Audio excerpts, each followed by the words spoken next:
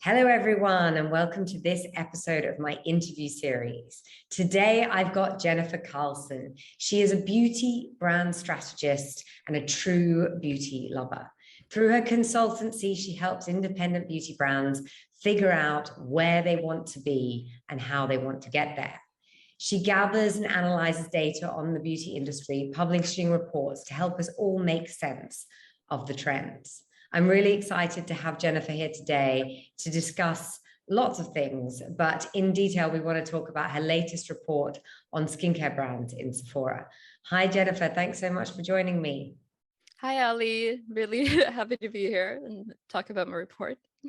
Yeah, so can you tell me a little bit about your report and why you started doing these reports? Because I think it's such an interesting one, Sephora in particular.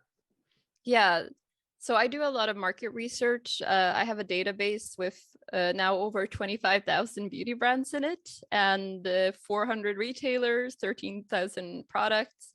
And the reason I chose to do a report specifically about Sephora is that it really is the retailer that I hear brands saying, you know, we're starting out and in a couple of years, we're going to be at Sephora, or like we're at Sephora. For brands that are there, it's something you brag about. It is really like the thing everybody's striving for. You know, we just want to get into Sephora because that will prove that we've really made it as a skincare brand. So that's why I decided specifically on Sephora to kind of look at what kind of brands are they adding to their roster, to help give brands an idea of what does it take to actually get into Sephora, because you have to really live up to a certain standard to get in there. And I think that's a big part of the appeal of Sephora, is their kind of prestige premium kind of image that they have.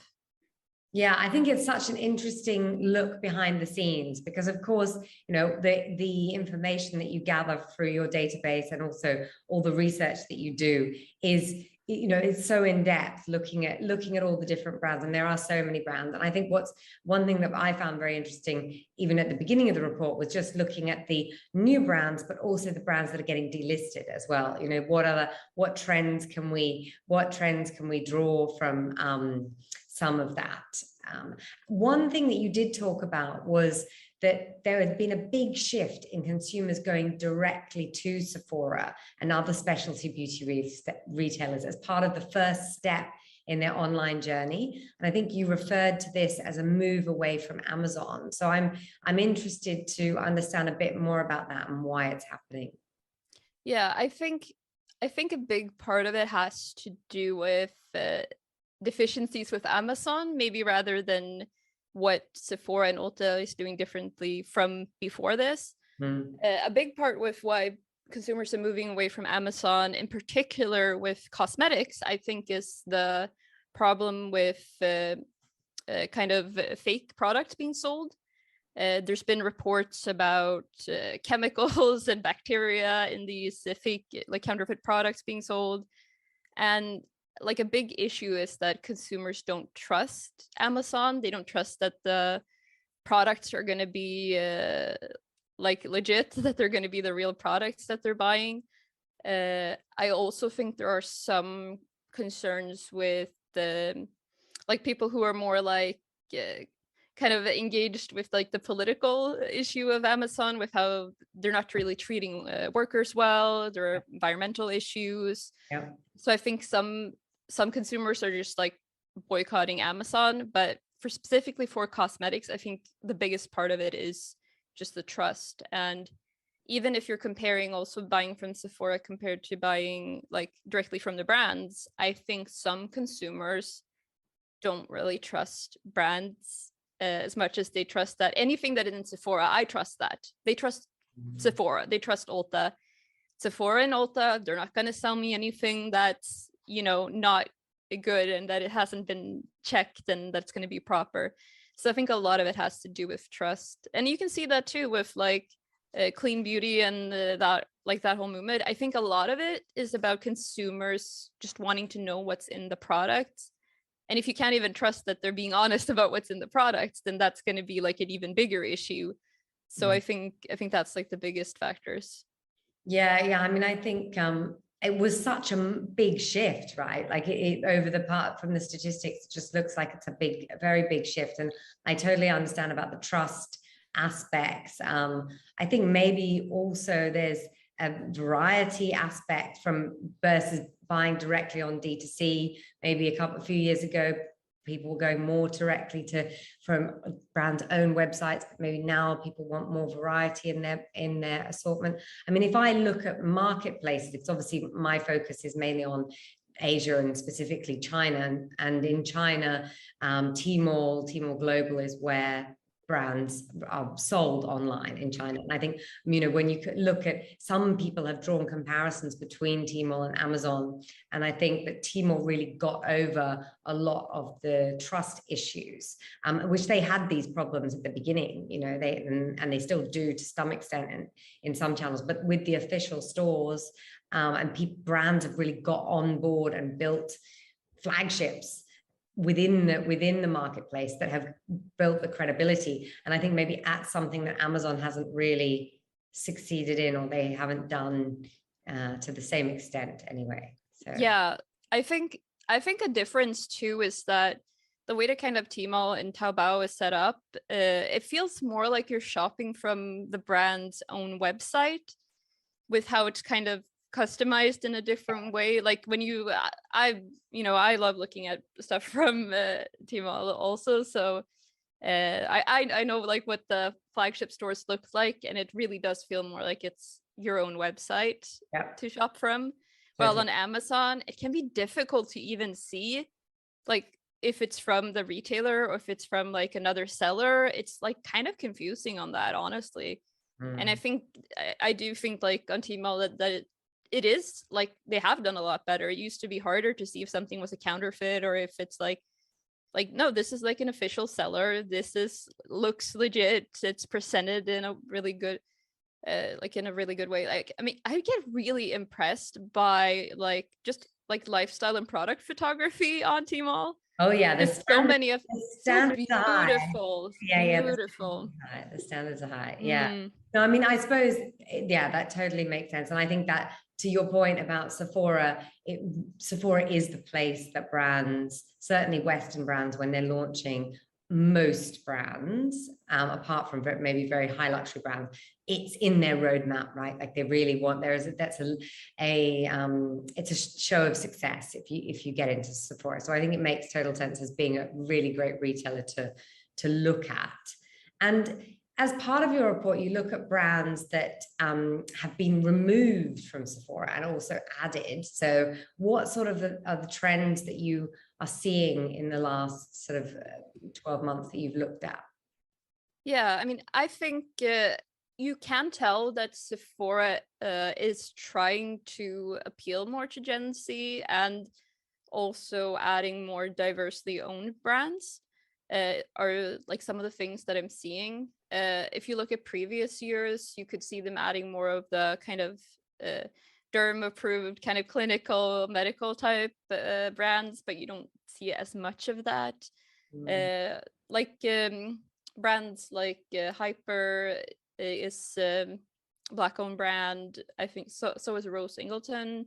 Renovat is owned by Asian woman, and then you have like really cult favorites like Paula's Choice being added, and I think they're really trying to appeal to a younger audience, and also add to diversity are the biggest things that I see being added to the store.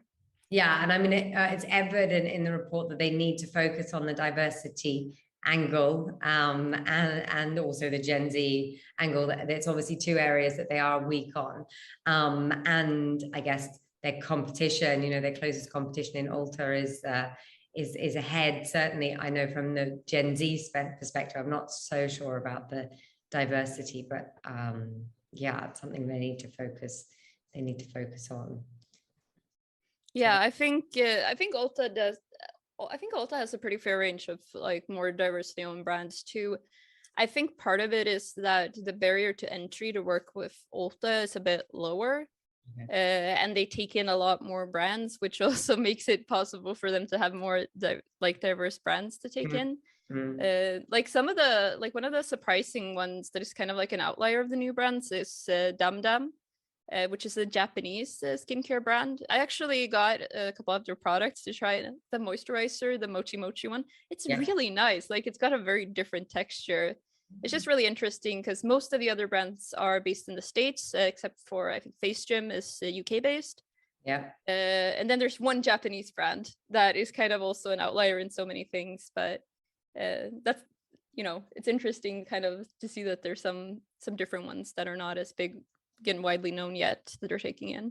Yes, I mean, I think that's interesting in terms of Sephora's global strategy, right? So they've been pushing out they launched in Korea in end of 2019.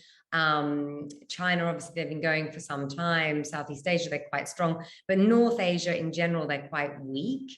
So, you know, one thing, they've now got teams on the ground in those markets. So scouting for brands that they can bring to a market like the US or Europe where they're much stronger, I think is a very interesting angle for them to develop. But as you said, it sounds like so far it's pretty small. It's very one brand they've you know, brought in recently anyway.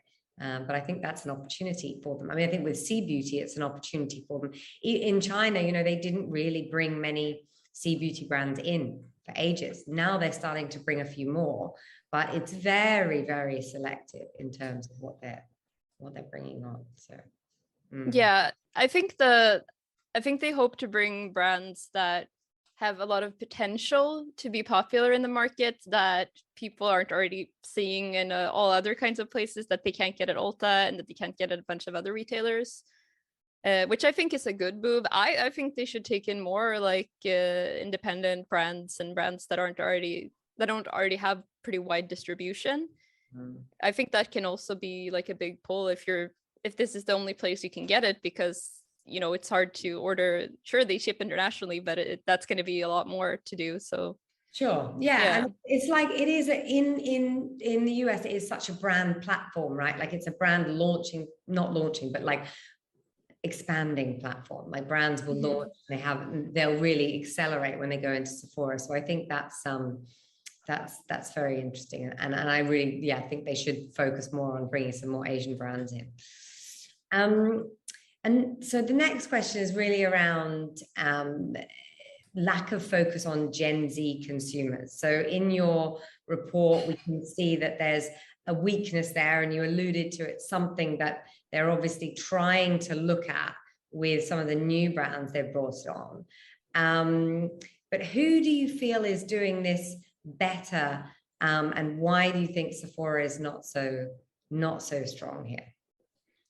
I think that like a big part of it can be that they want to stay at this kind of premium prestige price point in general. And so even the brands that are kind of Gen Z targeted that Sephora has, they're still quite expensive.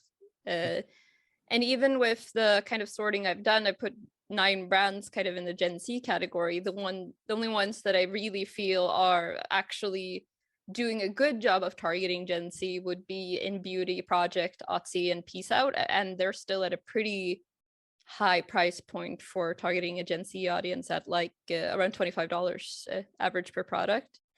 And then when you look at Ulta, they have a much larger selection of brands that are targeting a younger audience that also fit that price point. Several brands that have price points under $10 in average per product, and most of the Gen Z targeted brands are under $25 an average per product. And I just think that offering a much wider selection for that audience is like a big part of why this audience, they are going to Ulta rather than going to Sephora, and you can see that there are statistics showing that is the case.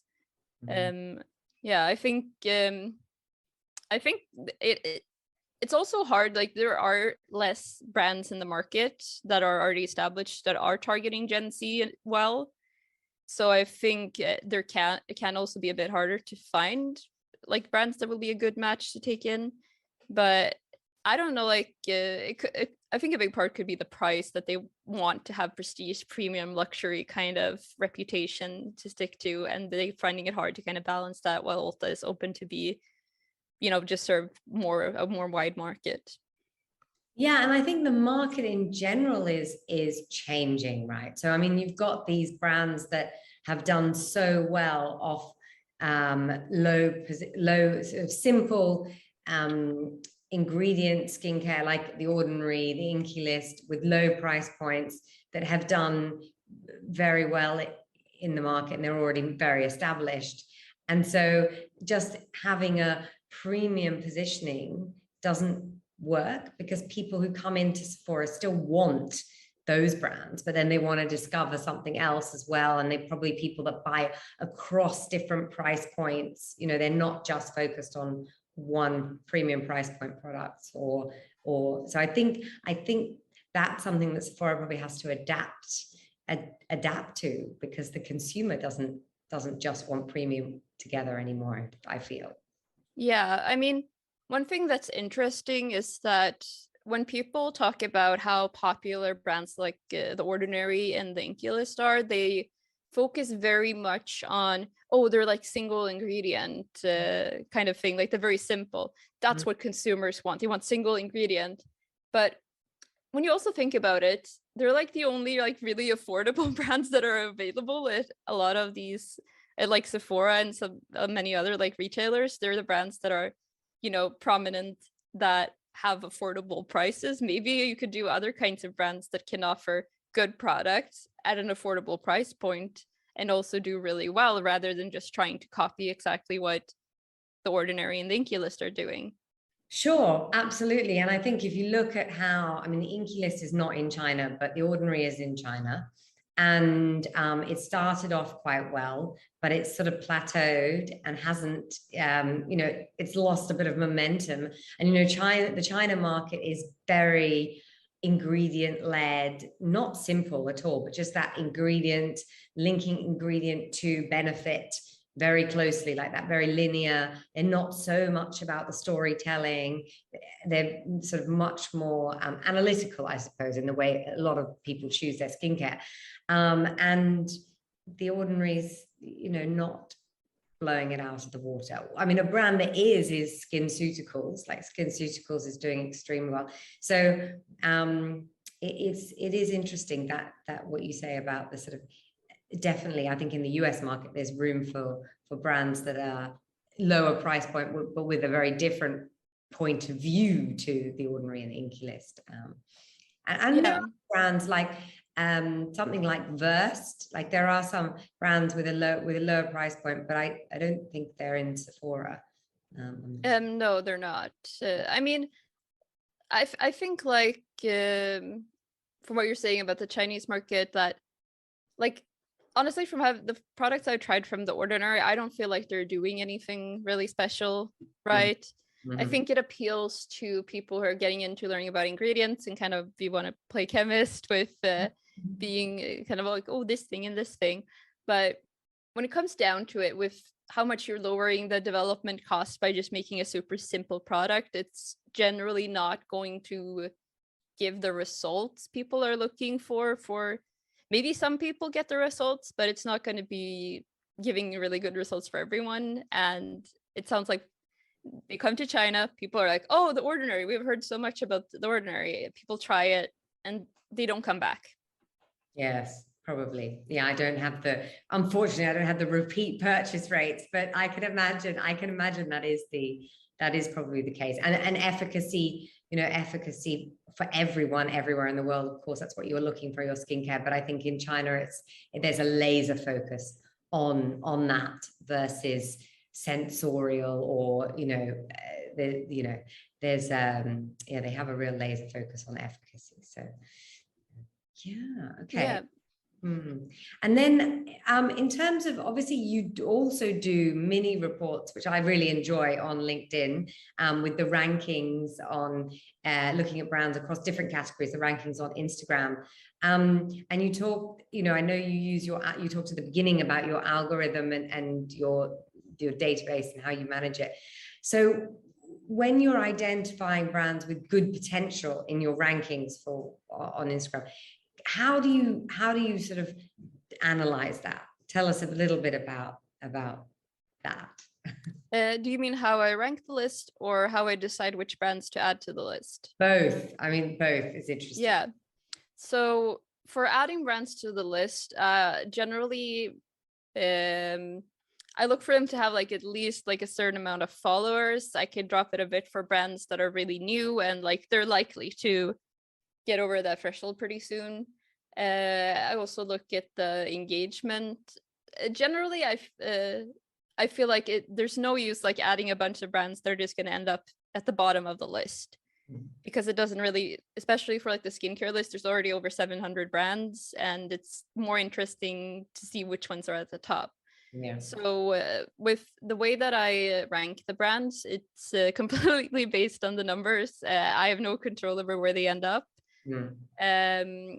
What I'm looking to track is not just who has the most followers, because that's not that interesting really, because the brands with the most followers are going to be either brands that bought followers, that are kind of legacy brands that are available literally everywhere, and that's why they have a lot of followers, because just from familiarity. The thing that is more interesting are brands that are gaining traction, that are getting a lot of engagement, and they're gaining a lot of followers consistently. So those are the things that I mostly look at. It is followers, like the total amount of followers they have, the engagement rate, like how many of their followers are engaging with their content, and their growth over time. That's what the ranking's based on. What I really like about it too is that it does give a chance for brands that are smaller to actually show up on the list because of the trajectory they have. So it's not just focusing on the brands that already have the most, because if they're in decline, they shouldn't be on a list of the brands that are trending, even if they have like a ton of followers. So yeah.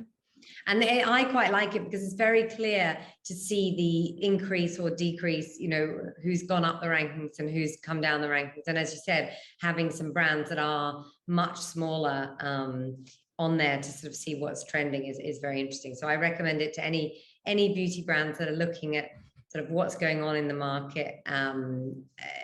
Check out Jennifer's LinkedIn because I really enjoy those reports, mini reports.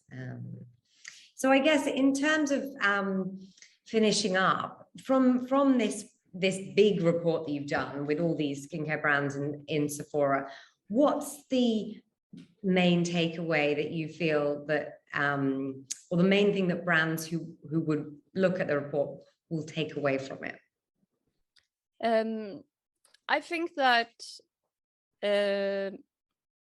I think it's really important to actually think about the Gen Z audience, and for brands that are actually targeting that audience to think about what they are valuing. I kind of cover at the end like some of the points I have, that Gen Z cares a lot about sustainability actually. And I know that Sephora has this effort of the Planet Positive, which honestly I think is greenwashing, arguably.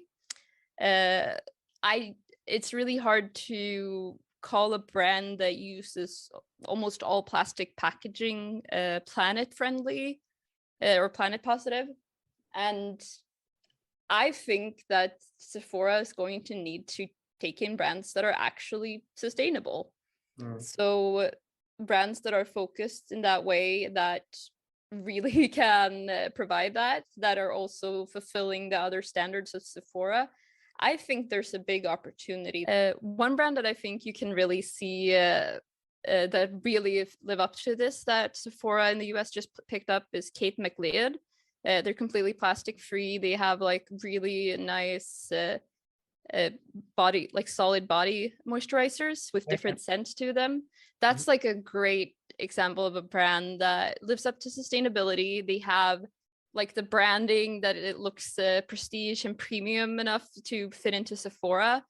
And I think I really believe that kind of brand will be more and more in demand, and there's an opportunity to get into Sephora by being that kind of brand. I also think that they're looking a lot for more diverse brands, which also I think connects to appealing to Gen Z. You can see in a lot of different surveys and statistics, studies they've done, that Gen Z does care about this. They care about brands that are inclusive. So, you know, you can't change who the founder of the brand is, of course, but you can make sure that your brand has the very inclusive way that you're, like, who is in your marketing, like if your makeup, what's your shade range like, and being really inclusive, I think is very important moving forward to appeal to that audience. And I think that's something that Sephora is probably looking for also, or they should be. They should be looking for. Yes. So I think those things are the biggest. That makes sense. And in the report, you've identified through the analysis of those two gaps. I mean, in the report, it's very clear because you obviously look at the numbers of brands that fit into these, both the diversity and also the Gen Z categories, and it's glaringly clear that those are gaps that Sephora should be looking at, and hopefully, and the sustainability piece that Sephora should be looking at, and is hopefully looking at. Well, thank you, Jennifer. I think it was wonderful to read the report, and I think anyone that wants to learn more about the report or get in touch with you, I'll put your LinkedIn details below so they can do that. So thank you so much for your time today. Thank you too.